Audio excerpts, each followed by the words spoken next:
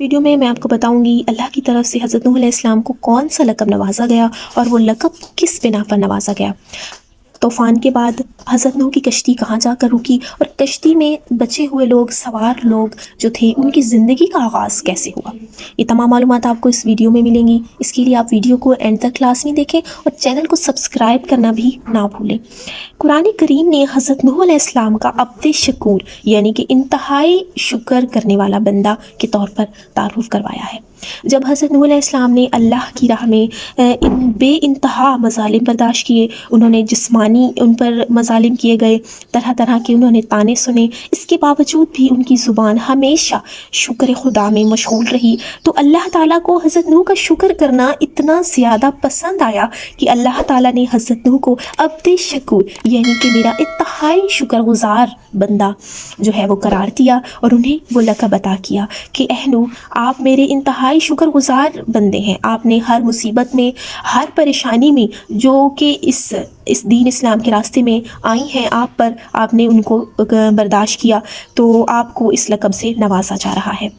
حضرت امام زین العابدین علیہ السلام فرماتے ہیں کہ لوگوں نے جو 3 عادتیں ہیں وہ 3 افراد سے سیکھی ہیں۔ پہلی عادت جو لوگوں نے سیکھی ہے وہ حضرت ایوب علیہ السلام سے سیکھی ہے۔ حضرت ایوب علیہ السلام سے لوگوں نے صبر و استقامت سیکھا ہے۔ حضرت نوح علیہ السلام سے لوگوں نے شکر گزاری کرنا سیکھی ہے، اور اسران یعقوب سے لوگوں نے حسد کرنا سیکھا ہے۔ اب جب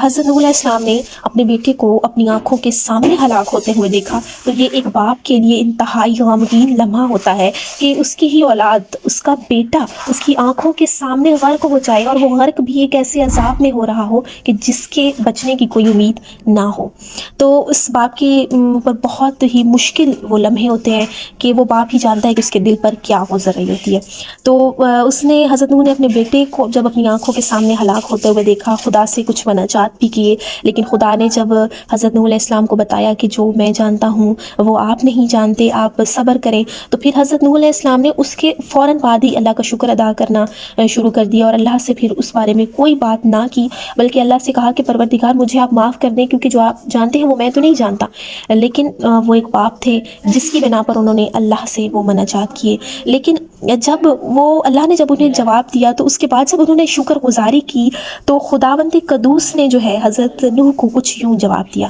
اب خداوند قدوس نے فرمایا، اے نوح، تو میری بارگاہ میں عزیز ترین شخص ہے، میں کنعان کے بارے میں تیرا دل نہیں توڑتا ہوں، میں تجھے اس کے بارے میں بتاتا ہوں۔ اب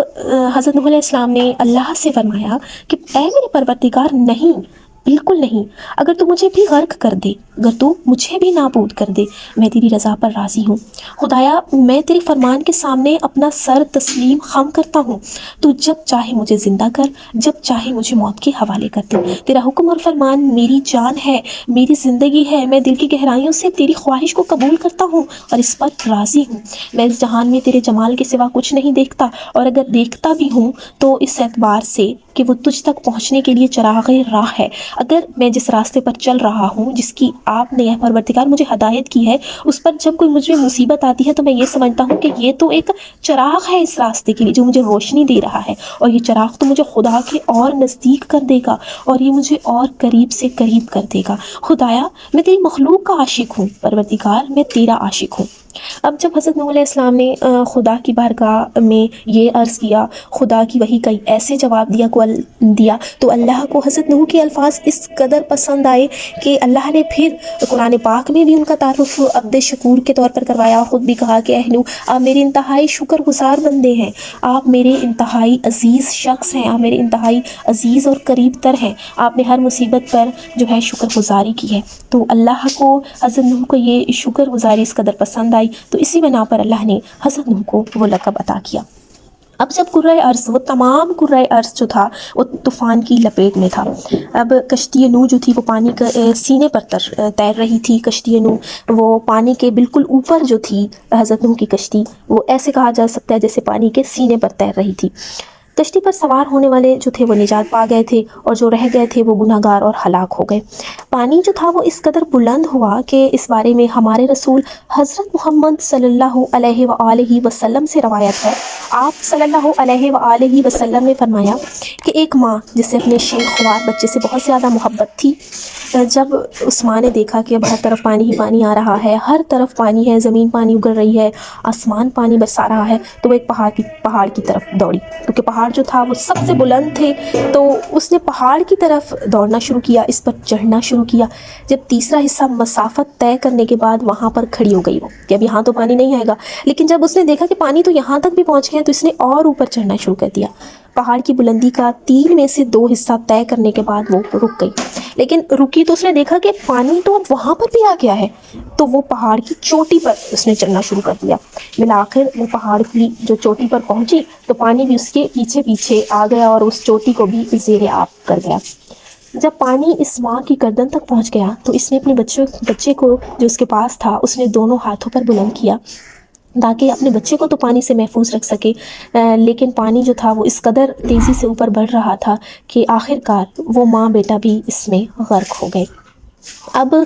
جب وہ طوفان تھما خدا کے حکم سے، وہ طوفان میں جو تھے اس قدر طوفان تھا خدا کے حکم سے وہ کچھ رکا، اور آخرکار جو کشتی نوح تھی وہ کوہ جودی پر ٹھہر گئی۔ یہ ایک پہاڑ ہے جو عراق کے شمال میں موصل کے نزدیک واقع ہے۔ اب حضرت نوح علیہ السلام نے کشتی کو اپنے حال پر چھوڑ دیا اور اللہ تعالیٰ نے پہاڑوں پر وحی نازل فرمائی کہ میں اپنے بندے نوح کی کشتی تم میں سے کسی ایک پر ٹھہرانا چاہتا ہوں۔ پہاڑوں نے فرمان خدا کا انکار کیا اور تکبر سے کام لیا، لیکن کوہ جودی کی جو پہاڑی تھی اس نے خدا کا حکم مانا، تو اسی وجہ سے کشتی اس پہاڑ کی چوٹی پر رکی۔ اس دوران میں حضرت نوح نے عرض کیا، پروردگار ہمیں اور ہماری کشتی کو کسی کنارے پر لگا۔ اب جب وہ طوفان تھم گیا، حضرت نوح نے خدا کی بارگاہ میں دعا کی کہ پروردگار ہمیں کسی کنارے پر پہنچا، ہمیں اب جو ہے کسی منزل پر پہنچا دے۔ تو تب خدا نے حضرت نوح علیہ السلام کی دعا کو قبول کرتے ہوئے اس عذاب کو ختم کیا، اور وہ جو سنگ دل اور ہٹ دھرم جو لوگ تھے وہ تو ہلاک ہو گئے، ان کی زندگی وہیں پر ختم ہو گئی۔ تو تب اللہ نے زمین کو حکم دیا، آسمان کو حکم دیا، تو اللہ نے زمین کو حکم دیتے ہوئے کہا کہ اے زمین اپنے پانی کو نگل لے، اپنے اندر جذب کر لے۔ وہ زمین جو پانی کو اگل رہی تھی، تو تیزی سے اگل رہی تھی، تو اللہ نے حکم دیا کہ پانی کو اب اپنے اندر نگل لے، اور کہا کہ اے آسمان اپنے پانی کو روک لے۔ وہ آسمان جو پانی برسا رہا تھا، بارش کی جگہ، قطروں کی جگہ وہاں سے بھی پانی برس رہا تھا، تو اللہ نے آسمان سے بھی کہا کہ اپنے پانی کو اب روک لے۔ تو اس فرمان کے فوراً بعد زمین نے اپنا پانی جذب کر لیا، آسمان سے پانی برسنا رک گیا اور کشتی کوہ جودی پر ٹھہر گئی۔ اللہ کی طرف سے حضرت نوح پر وحی نازل ہوئی کہ اے نوح ہماری طرف سے سلامتی اور برکتوں کے ساتھ کشتی سے اتر آؤ، اب تمہاری منزل یہی ہے جہاں تمہاری کشتی ٹھہری ہوئی ہے، تو ہماری سلامتی تمہارے ساتھ ہے، ہماری برکتیں تمہارے ساتھ ہیں، لہٰذا اس کشتی سے نیچے اترو۔ تو اس بارے میں حضرت امام جعفر صادق علیہ السلام سے منقول ہے کہ آپ علیہ السلام نے فرمایا، حضرت نوح ان 80 افراد جو ان پر ایمان لائے تھے کہ ہمراہ کوہ جودی سے نیچے اترے اور سرزمین موصل پر اپنے گھر بنائے۔ وہاں پر انہوں نے مدینہ السمانین یعنی کہ 80 افراد کے نام سے ایک شہر آباد کیا۔ حضرت نوح نے کوہ جودی کی چوٹی پر سب سے پہلے تو اپنی ایک عبادت گاہ بنائی تاکہ وہاں پر وہ اپنے ساتھیوں کے ساتھ اور جو بچ گئے ہیں ساتھ وہ خدا کی بارگاہ میں عبادت کر سکیں اور خدا کی بارگاہ میں شکر گزاری کر سکیں کہ اے پروردگار تیرا شکر ہے، اتنے لوگوں میں سے آپ نے ہمارے دلوں میں اپنے ایمان کی طاقت کو محفوظ رکھا اور ہمیں بچا لیا اپنے عذاب سے۔ اب مختلف روایات ہیں اس بارے میں، لیکن جو ایک روایت ہے اس کے مطابق جس دن حضرت نوح علیہ السلام اور ان کے اصحاب کشتی سے نیچے اترے تھے، تو وہ جو زمانہ تھا، تو اس میں سے جس دن وہ نیچے اترے تھے تو وہ عاشورہ کا دن تھا۔ حضرت نوح اور ان کے ساتھیوں نے کوہ جودی کے دامن میں جب گھر بنایا اور اس کشتی کا نام جو تھا مدینہ السمانین رکھا، تو پھر انہی 80 افراد سے نسل انسانی آگے بڑھی، اور ان میں حضرت نوح کے 3 بیٹے سام، حام اور یافس بھی تھے۔